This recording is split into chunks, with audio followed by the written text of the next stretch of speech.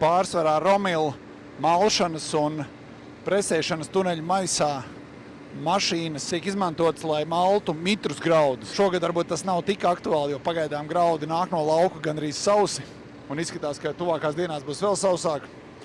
Tāpēc kaltēšanas izmaksas nav tik lielas, arī graudu cena laikam uzlabojās. Bet ir gadi un ir brīži mums sezonā, kad graudi nāk no lauka mitri. Vai arī, kad mēs varētu sākt kulšanu, bet negribās tērēt naudu kaltēšanai. Tad šī tehnoloģija ir ideāla.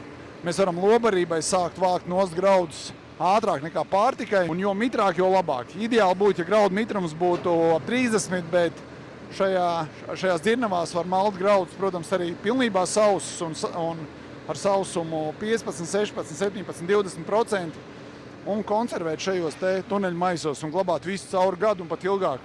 Reku tur otrā pusē, tur ir mais, kas glabājās kopš pagājušajā gada un šodien tiek izbarot govīm. Un tur nav nekāda bojājuma, graudi ir perfekti un lieliski ieskābuši, fermentējušies un lieliski izmantojās.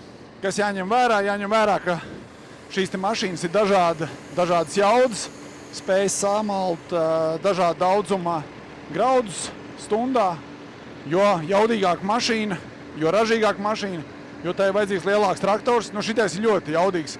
Šai mašīnai tāds pat nav vajadzīgs.